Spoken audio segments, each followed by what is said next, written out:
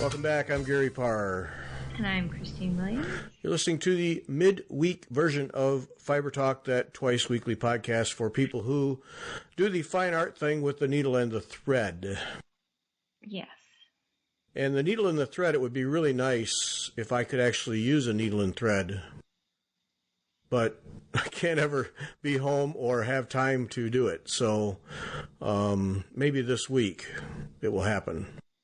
I think this is one of those cases of it's not that you can't, it's that you may not. Yes. It's one of those English teacher things. Yes.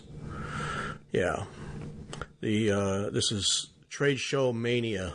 These, especially October conferences, just endless parade. Yeah, yep. So for us as well. Fortunately, I don't have to partake the same way that you do. Well, I am jealous. Yeah.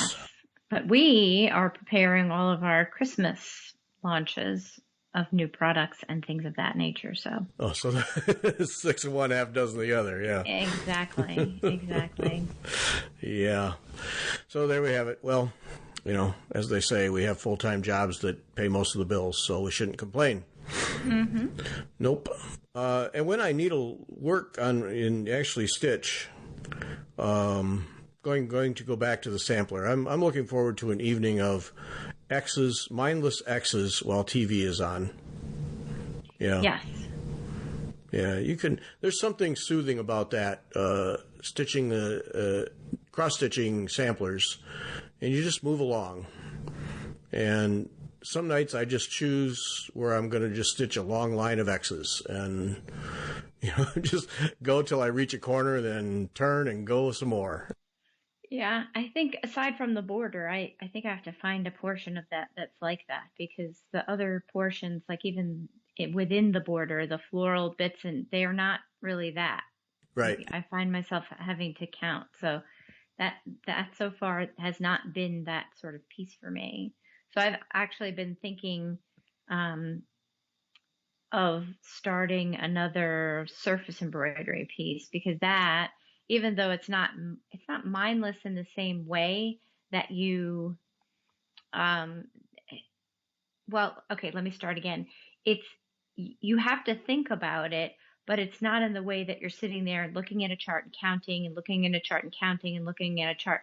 You're thinking about it, but you don't have to, you're not looking at reference material all the time and counting. It's a different area of the brain. So you can sit and you can stitch without having to look at 17 things, right? No, I know exactly what you mean, because the limit for your stitch is right in front of you. Right. It's whatever you decide it's going to be. And yes. Whether you're working from, from somebody else's work, from a book, from Jane Nicholas's book or Trish Bird's book or any of those sorts of things, or if you're working from photographs where, you've drawn, essentially you've drawn an outline on your silk or whatever your ground cloth is, and you're going to stitch in and you're going to build in colors there. And it's really just it's more like painting, right? So you can have music or whatever on in the background, and of course you have to look, but it's not the same thing where you're constantly counting everything and checking back and forth.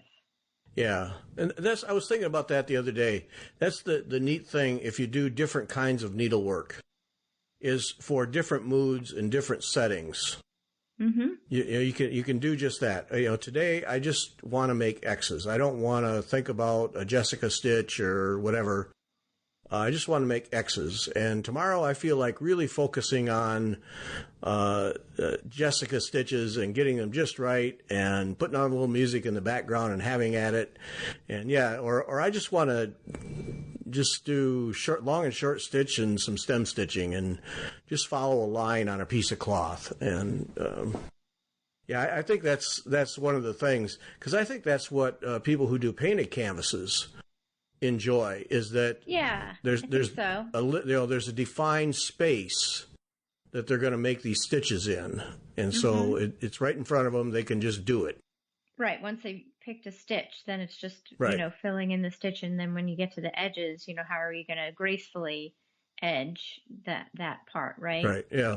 So Yeah, so that's kind of what I'm itching for now is to start a surface embroidery piece and not I'm sort of leaning away from, again, a black work piece, or I have a crewel piece that I'm working on that I've been working on forever. That's not like a Jacobean crewel work, but more of like an American type crewel work that's very, I would say folksy type.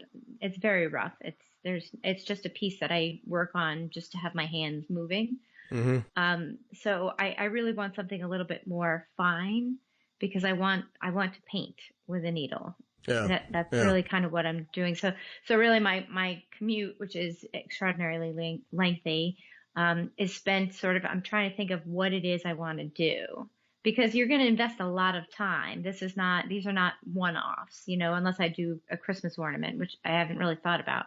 Um, so I'm trying to figure out like what is it I'm going to do? And that's sort of where I am sitting with this, but I really feel like I need to do it. Yeah. I know what you mean. And the other day, I scroll through Facebook, and I have a Feedly. Feedly is the news feed that I use, and I have a whole bunch of websites and blogs that I follow on there. And the other day, I was looking at something, and it was just an incredibly beautiful piece that someone had finished. And actually, it was a Jacobean piece. Mm-hmm. And I thought, wow, I'd really like to do one of those. I should get one. And then I stopped and I said, what is wrong with me? I don't even want to know. I don't want to count how many projects I have kitted up, sitting there, started, whatever. And here I am looking at another one.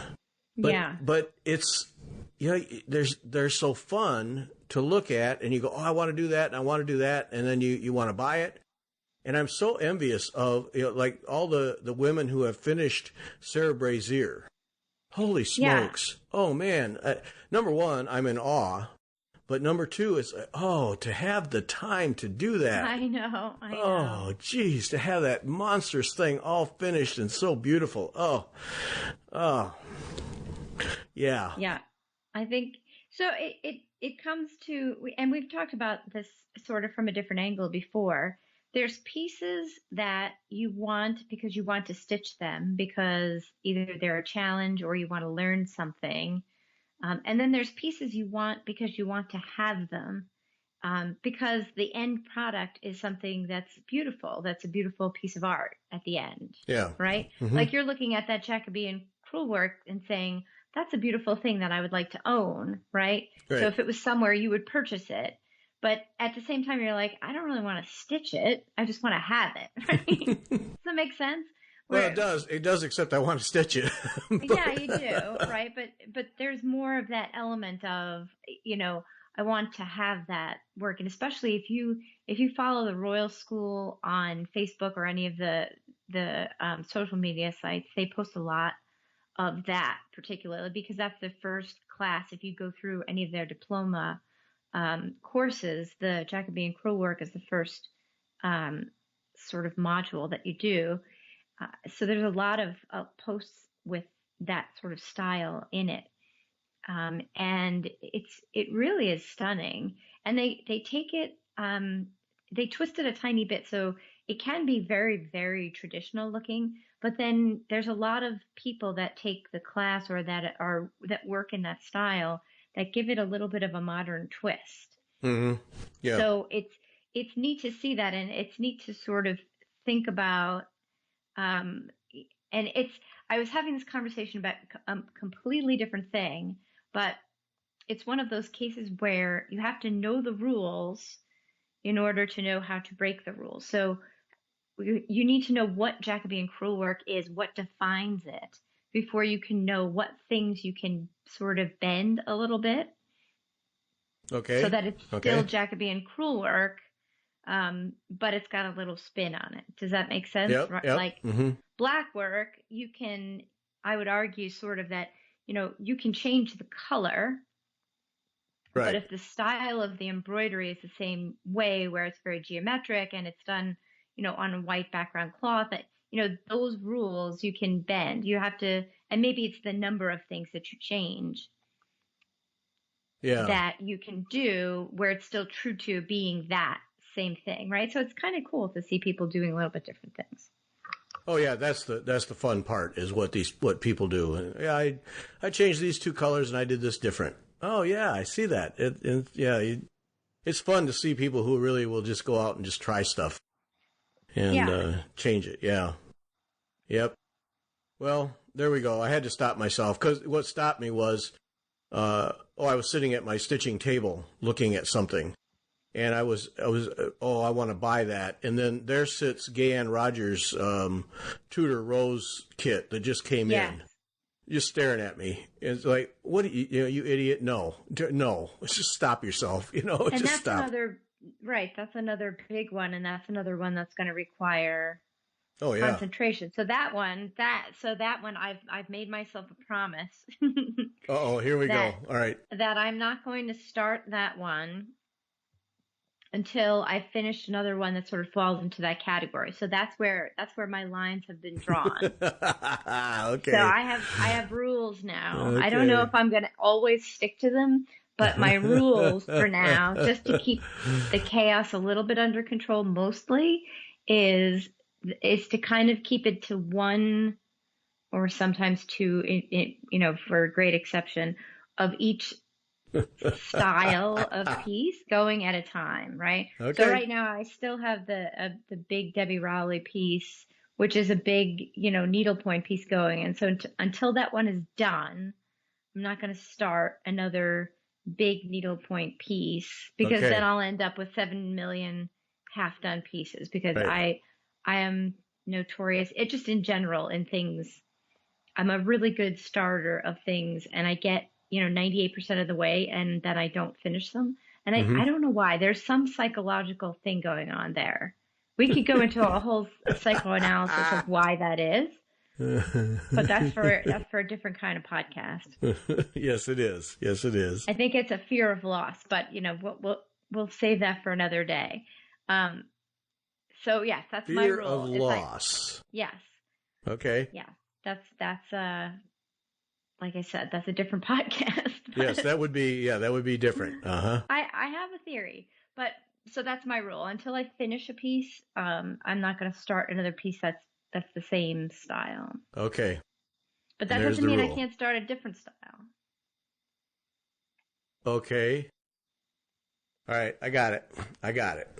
Okay. I have standards. Yes. Rigid, no doubt.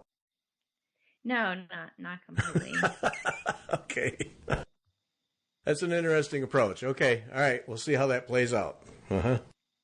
I think I have a feeling how it's going to play out, but we'll see how it plays out. Mm-hmm. Okay.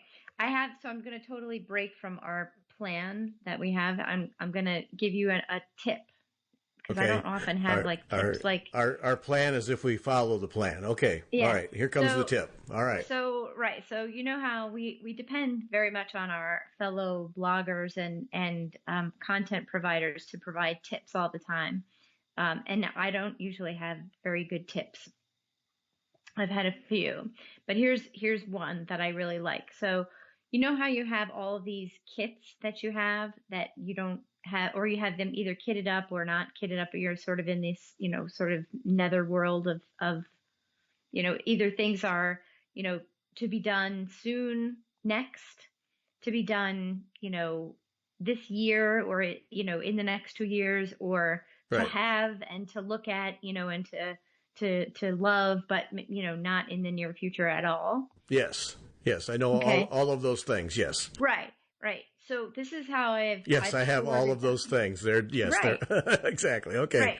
So I'll tell you how I have them organized, and this makes sense to me, and it kind of it brings sort of order to the chaos, and it makes it feel a little bit more. It makes it feel better to me.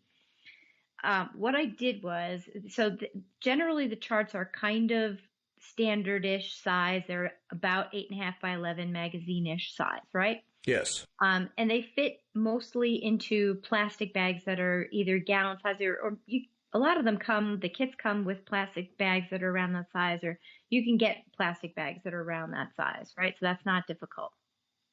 So well, actually, okay. Hold on to that one. Okay, hold on to that one until your tip's over, but I'm having trouble in that area. But go ahead, continue. Okay. So when I find one that's that size, I keep it because I know that I don't always find ones that are that size. And I will reuse them. And of course, you know that my works in progress are all in my bed sheet, remainder bags that I use Right. all the time. So what I did was for the things that are not works in progress, so I have this one cabinet. So the works in progress are all in my bed sheet bags, and they're, you can see right through them because they're clear exactly what they are. And usually they have a little place that there's an extra piece of plastic. You can slip an index card in it and you could write right on it what it is in case it's not obvious. Right. Mm-hmm.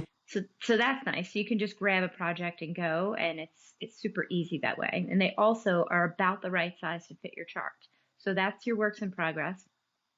Now for the other ones that are separated into the never nevers but love to look at, or the would like to get to soon, so I have them kitted up and ready to go. I bought magazine holders, the ones that sort of fit on your desk. Yes.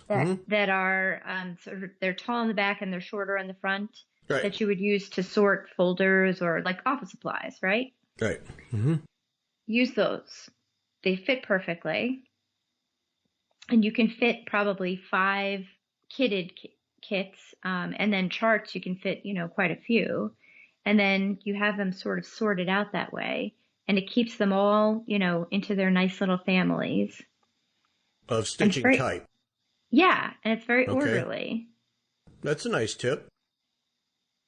Yeah. Because otherwise I find them on my bookshelves, and then they get mixed up with other things, and that doesn't make me happy. I like having my kits together with my kits, and not a lot of my life is organized, as my husband will tell you. Like, he's the type of person that organizes his closet, and my closet's not organized at all. But my workspaces tend to be very organized. That's how I have to work. I have to have things, a certain way.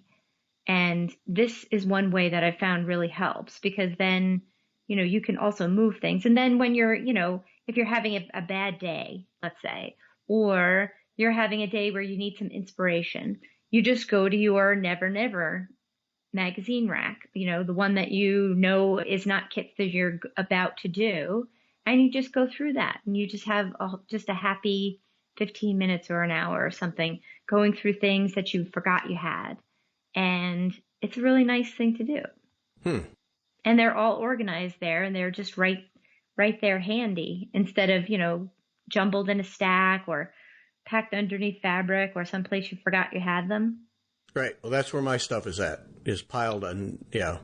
Because I have this. Yeah. It's interesting that you say this is fascinating. Psychoanalysis time. That you have to have your work area very neat, and then otherwise you don't worry about it so much. And I'm the complete opposite.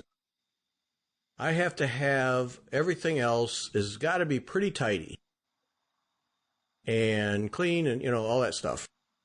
But my workspaces, my desk, and we work at home, my desk, I know drives Marga nuts, because I have piles. I operate out of piles, and I know what's in each pile and where the stuff is at. Yeah. And my computer desktop, the screen scares people. It just scares people. But I know where stuff's at, and I'm fine.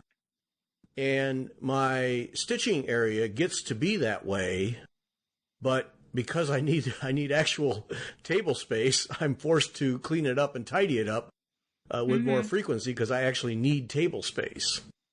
So I'm completely opposite from you in that way. Yeah, and I think part of it is being brought up in a laboratory, right? And I take that back, because I work with a group of chemists, and I have 8 chemists that work under me, and there's one other chemist that works like I do, and her lab bench is pristine, and it's immaculate and clean and orderly, and the rest of the place, like, I get the willies when I walk in there. because it's, they all know, and they'll say exactly the same thing. They know where everything is, and it's handy for them. Right. But to me, like, I would have to wipe everything down if I had to work there. Yeah. Now, see that, and I find that interesting too, because I would think in a chemistry situation, a scientific research development situation, that you would almost be compelled to keep everything neat, tidy, and orderly for fear of some accidental interaction or mistake. But apparently not. Yeah, I think you would think that. Well, I do think that, but apparently I'm dead wrong. So, yeah. Okay.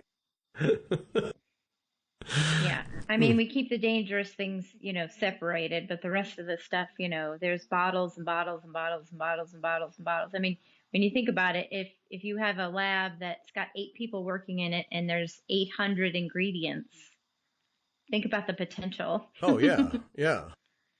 That's what I mean. Yeah. Fascinating. Okay. But yeah, it's interesting that you have to have that workspace just so, and I don't worry about it. I know where stuff's at. I know what needs to be done. It's in my head. I keep going. And if something slips through the cracks, there's usually 4 people to remind me that I didn't do it. So I don't worry about it that much, Yeah.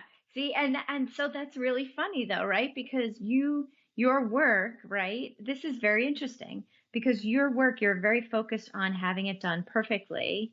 Right. And like this sort of work, the imperfection in the art part of it doesn't bother me at all because art is messy and life is messy. But then in my work, I have so many redundancies built in. Like I work like an engineer, right? So I have my job that, the thing that I'm doing, the thing that I'm building, whether it's it could be anything, whether it's a physical thing I'm building or an idea or, a structure or a process. And then there's multiple redundancies built into everything that I do so that there's always, if something goes wrong, it's never, ever a problem because there's always not only a plan B, but a plan C. So no matter what happens, it's like, okay, that's not a problem. We move on to the next thing, Yeah. Like that's just, I have to work with, whereas in stitching, it's like, nah, Yep. It didn't work out. That's okay. What it is what it is, So it's weird. We are completely opposite. Yes. Because, well, and see, for me, I mean, what has to come out of my editing efforts has to be exactly right. And the package that goes to the artist for layout and design has to be all in order. Everything has to be mapped out, laid out, identified, uniform labeling, everything. So that there's no question when she starts to lay it out about what needs to be done. Yes. But what comes out of my efforts, it starts with what appears to most people to be a mess. But that's just the way I start. And I have a jumble of stuff, and then I sit down and I make order out of it. And that's how I function. But now, Marga, like my desk, when we moved to the house, when we started working at home, and our son Kevin moved out, we took over we made our office in his bedroom into our office. So 2 desks. And we had downstairs this big L-shaped oak desk, big thing that I was using downstairs in the family room. And we moved that upstairs because that was going to be perfect. Well, that was Marga's. And then we went to IKEA and got me a little 3 by 5 foot desk. Yes. And a table behind me. But Marga was gentle about it. But my desk had to be in the half of the room that is furthest away from the door so that when you walk by the door, you cannot see my desk. And the size, you are like a chemist I used to work with, which I used to call him air because his stuff would expand into the space it was given. Yes. Oh, definitely. So she gave you a small desk so that your mess could only be 3 feet by 5 feet. And it's a problem. It's a real problem, and and the little table behind me is piled up, and I know that I could just take a box and take my arm and just swipe all that stuff into that box and probably wouldn't miss any of it because it's just been piled there. But I have been known to bring up a TV tray table from downstairs to give myself a little more extra surface space at times. Yeah. And I know, I make sure that doesn't stay very long because I know Margaret's just going, oh, no, stop him. But, yeah. Yeah, it's interesting. I know I drive her nuts, but I can't help it. It's the way it is. And then her desktop, everything is absolutely in order. There's very little on her desktop. It's all put away. And even if she has a stack, it's all stacked very neatly. And, one day, what was it? Oh, I put something down on her desk the other day and it created a little breeze and it upset one of her 3-page stacks. First thing she did was grab those 3 pages and stack them back in order. And I thought if that was me, I'd have just shoved them close to each other and good enough. So it's just interesting how everybody works. But yeah, you can't see my desk from the hallway. No. I can appreciate that. Out of view. Yeah, I understand.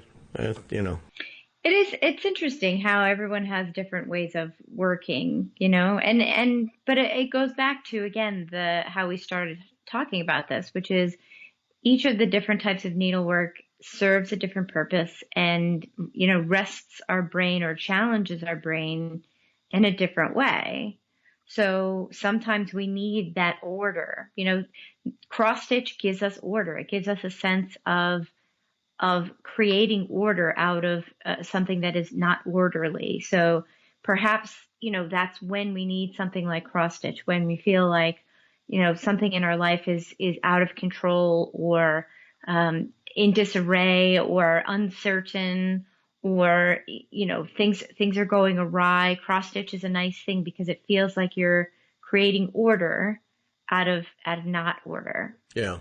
And then maybe something like surface embroidery or something like that is something different where if your life is maybe mundane or routine or has gotten into a rut of, doing the same thing all the time, that gives you an outlet to, create something that is not orderly, that's different and new. Same thing with a really difficult needlepoint piece. It challenges your brain to step out of the rut that you're in or the same routine, and that's when you learn that, Jessica, or something like that. So maybe we're, without thinking about it, we're sort of feeding our brain in ways that we're not aware of. Yeah, no, I agree with you. And I think the psychology of stitching is a fascinating area, just as you described. I really do. And I think that's why people enjoy it so much, is because those kinds of things happen to them. And therefore, it's beneficial. Enjoyment of stitching aside, just set that aside. There is a mental benefit. And I think when it, and I'll be sexist here, but when it comes to women, and you look at most women's lives with kids and keeping a house going, and if they're working, it's that island of order and peace and quiet that allows them to retain sanity. I think it really, there's a lot more to it than just needle thread and ground cloth. Yes, I would agree. I don't know why men enjoy it, but I've often thought that it really gives women just that, that everything stops, you know what I mean? It just stops and silence, and just lock it out and have just, even if it's a half an hour, it just recenters them and lets them then now tackle the rest of the thing. Yes. Yeah, because we were at this past weekend, we were in St. Louis at our daughter's house. And I mean, it's been a long time since Mark and I have had little kids around, and she has 2 children. We have 2 grandsons, 1 and 3. And Saturday morning, I went for a bike ride. So we stay in a hotel, and my bike stays at their house. So I come over early before everyone's up, get on my bike, and I go ride. And I come back, and when I walked into the house, as I said to Sarah, Sarah's zoo was in full cry. Yes. Two kids wanting breakfast, wanting this, wanting that, toys everywhere, the full metal thing. And later on, I thought, yeah, a half hour of stitching after all of that would really be just the thing. Yeah. Mm-hmm. Yep. Just stop the zoo for half an hour. Yeah. Yeah. Yeah. No, I think it's just interesting. It's an interesting dynamic that, back in the days of reproduction samplers where there was a function for the stitching and a need to sew and repair and mend and all those things. Today, I think it's found a different niche in the lives, and but still serves a very positive purpose. It's interesting. Yeah, I agree. I don't know. I would love to see somebody do, more research into it besides us, opining about the different types of things. I think it's worth doing, and too, how different types of it, because it's not just stitching. I think that baking and cooking do similar things for people, different hobbies do different things, but needlepoint especially, or not needlepoint, but needlework in general, how people use it to, I think there's a reason that there's arts and crafts in psychiatric hospitals. Yeah. Well, and you said hobbies, and hobbies have that role for everyone. I mean, I believe everyone should have a hobby. I really do, because it gives you that thing that makes the other side of your brain work while you're your left or your right, while your other one is working out real world problems. I think everyone should have a hobby, but I just think needlework goes an extra mile in that area. I really do. Mm-hmm. It would be interesting to see truly scientific studies about the impact it has on people and just helping them stay sane. So here's what I would like to see, right? So how they do PET scans, they're PET scans, and functional PET scans where they're actually, or functional MRI. I'm sorry, it's not PET scans. So normally an MRI is a static image of what your brain looks like, or any part of your body looks like at one moment in time. And a functional MRI of the brain is an image of your brain as it changes as you are doing a thing or speaking or being told something, and it tells you about the little what reds your brain, and oranges and all that stuff. Yeah. Mm-hmm. Yeah. So it tells you, it helps scientists and physicians learn more about what areas of the brain are doing at different, when challenged with different tasks, or, if you're asking somebody to run or to think about music or to speak or to listen, what areas of the brain light up. And it helps, it's helped quite a bit to learn what areas of the brain are responsible for doing those things, or ask someone to remember, what's the first memory of their mother, okay, so that's, an area of the brain that's involved in memory. I would wonder, I would love to see a comparison between, those sorts of questions exactly as they're asked, and then those sorts of questions asked while somebody's doing needlework. That's the sort of mindless needlework that we talk about. Yeah. Because part of your brain is active, doing it, keeping your hands busy, right? Mm-hmm. So I wonder if you are able to think about those things differently because you are somewhat distracted.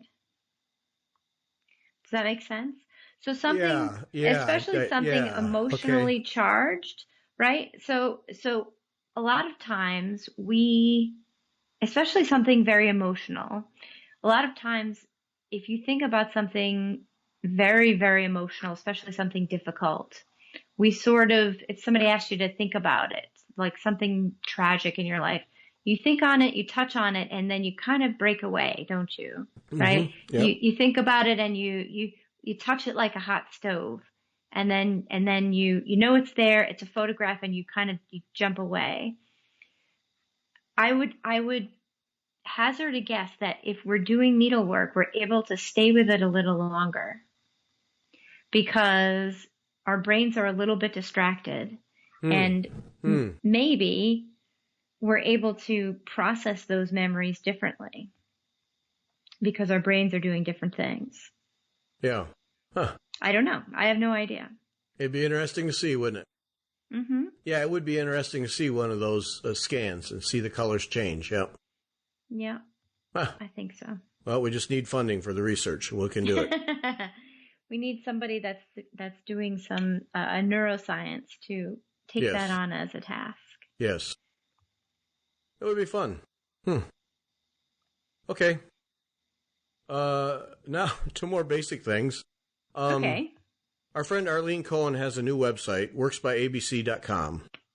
And I point that out not because, hey, she has a new website and she sells designs and so on and so forth, but she also has a blog with that. And she just started, I think she has 4 posts, but she's now put up a three-part series on her Antioch mosaic design and how that evolved and developed. And I just love hearing her talk about how the math works and how she sees a design and works it all out. So, check that out. I just enjoy reading. Well, that's why I enjoy her floss tube videos, because she takes you through what goes through her head as she develops these designs. And I think it's just fun to watch and learn from her. And she's very good at conveying the information so that it actually makes sense. Mm-hmm. But this mosaic, this Antioch mosaic, which is a stone mosaic tile design of some size that is at, I believe it's Wellesley College where she went to school, that's on display there. And then she has taken that and made needlework designs out of it. And it's just interesting. So I just call your attention to worksbyabc.com. And if you have a news feed thing, add her blog to it, because just interesting the way she describes things, and learn from her and see how she goes about things. I just think it's fun. So just, hey, something to look for. And that was the other thing. Feedly is the news feed. I don't know what feed you use. I use Feedly also. That's the best way is to get a news feed software app like that, and then go around and collect needlework blogs and websites, people who are fairly active and post regularly, and then you just put the URL in there, and then in your Feedly each day you check it, and you can categorize them by different groups. For instance, I have needlework, I have needlepoint, needlework, and cross stitch, but then I also have cycling. Mm-hmm. So I have a whole rack of websites that I follow that have to do with cycling. And I follow several people who do a lot of bicycle touring, because I find that interesting. Following one who's going all the way around the world on her bike, and you just put all those in, and then for me at breakfast, that's my reading. Is I sit down and open up Feedly and just go through and read the various new items that people have posted overnight, and it makes, quite frankly, in today's news environment, it makes for a much more upbeat start to the day. I will say that. Agreed. I will say that. It's even easier. So if you just download the Feedly app onto your phone or your tablet, whatever you use, all you have to do, if you don't know the website that you're looking for, like if you know Works by ABC, you can search on that. Or you can just go right into the search bar and type in a subject matter that you want.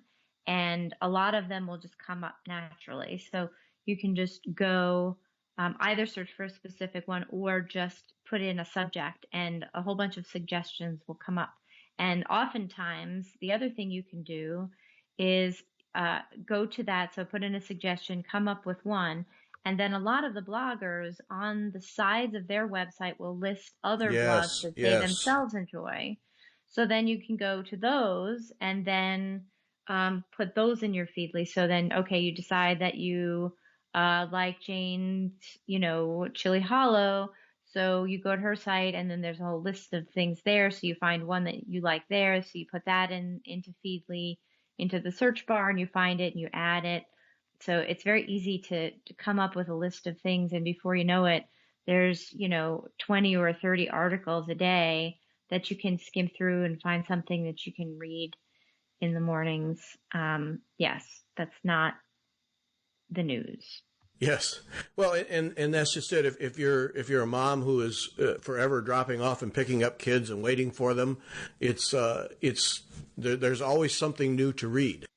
And you can just sit there in the car and just read those and have a little escape moment.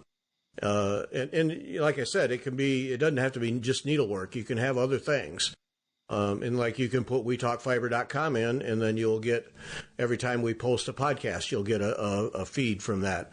But I do the cycling thing a lot. I have several columnists and blog posts and stuff on cycling, and it's just a nice escape. And you delete them, and you can skim by them. You can skim them. You don't have to read them all, and you can save them. I have several that I've saved. I want to go back and read it again, or it's a good reference. So you can tag them and save them and share them with others.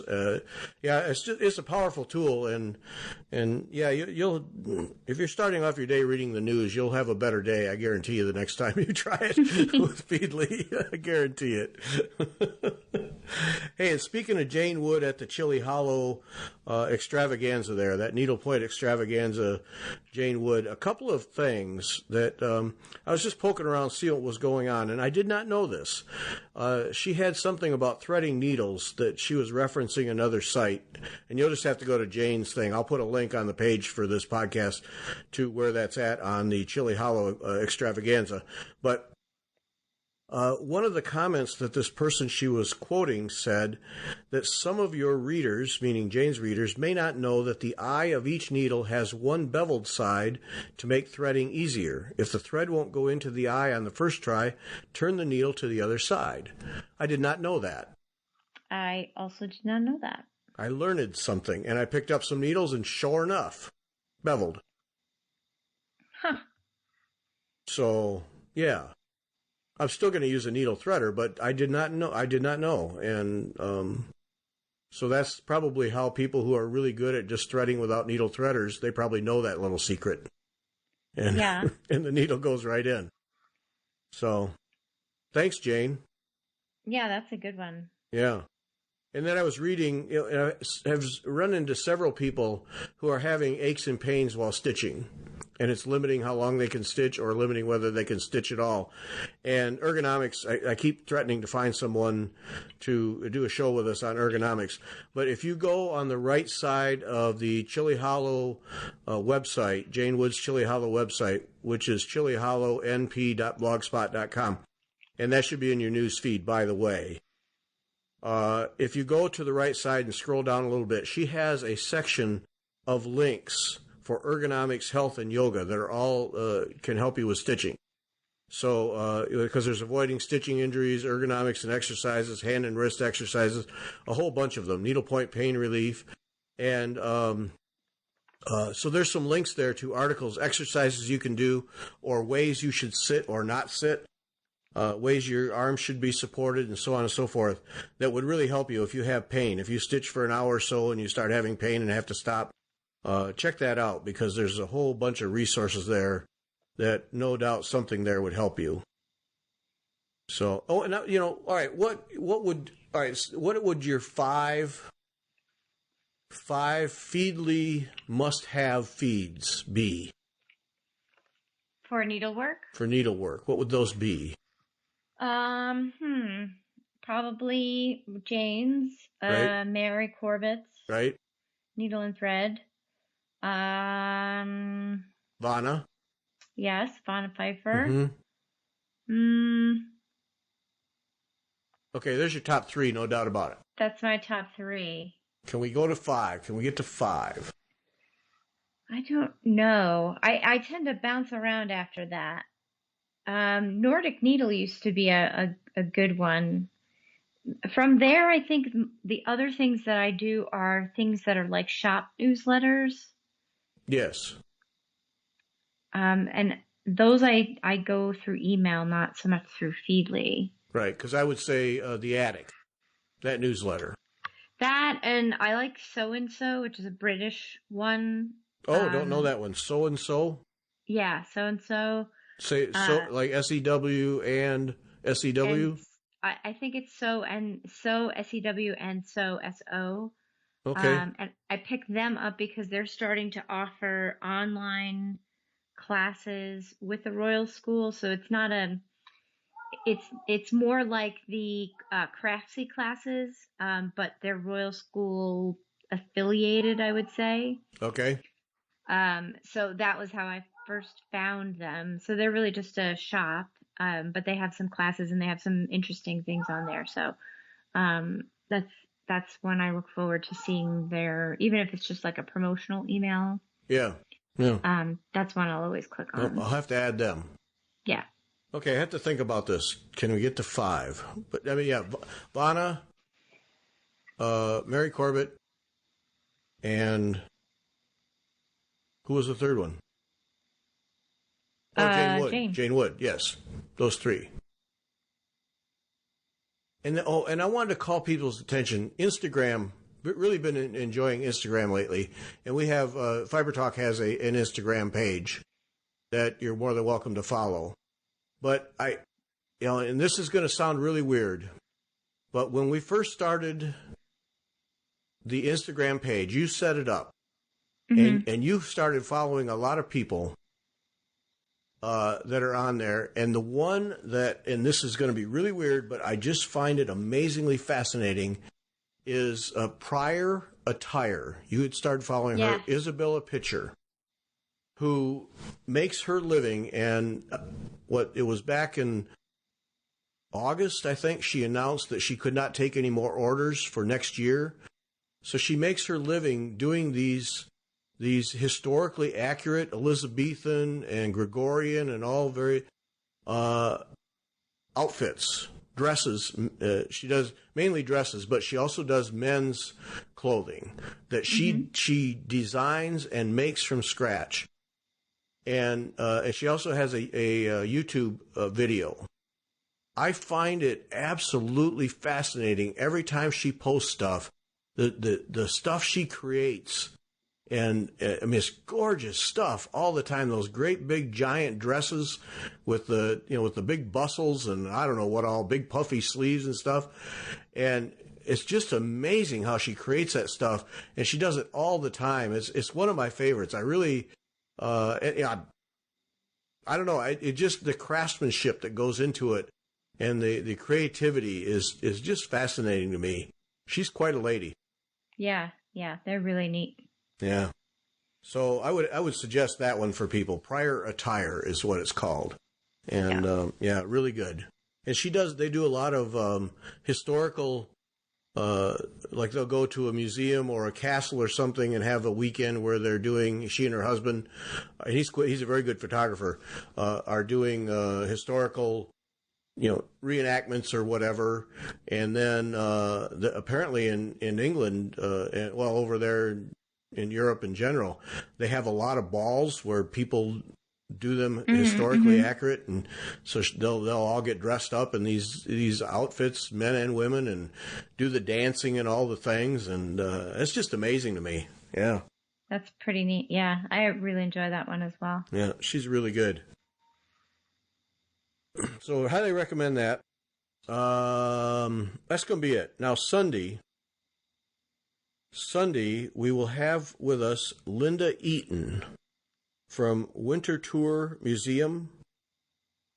And Linda is there's a big title goes with this, the John L. and Marjorie P. McGraw Director of Collections and Senior Curator of Textiles at Winterthur. As far as I can tell, she's the head curator for the operation. Now, so they have a new exhibit on embroidery and history that just opened a week ago, and in 2 weeks, they're having a workshop related to this, and the exhibit runs through January. So this show, we're going to talk about that exhibit, curating it, what she did, how she puts it together, how she and her team, there's no way she does it by herself, put it together. And then we'll have photos of many of the pieces that are in the exhibit. That we're going to try and put together a slideshow on our website, and then we'll use the photos in our floss tube video. So we'll have that, and then wanted to just devote a show to that. And then she's going to come back in about a month, and we're going to talk more generally about her job and how she became a curator of this magnitude and her background and so on and so forth. So we'll learn more about her and what she does and how she does it in about a month. But started out to do that. But then when I saw this exhibit, it was like, we got to talk about the exhibit. So we'll have that on Sunday. Linda Eaton, and of course, if you're anywhere near Delaware and can get to Winterthur, so many people who live in the east there have told me that we have to get somebody from that organization to talk to us, because I guess it's quite spectacular all the way around, not just needlework, but all the other collections they have. So that's Sunday. That's going to be fun. And part 1 of the Linda Eaton Life and the Times of Linda Eaton. Maybe we'll call it that. Yeah. I think that's fair. Yep. All right. That's it. Very well. Yes. Thanks for listening. Take care.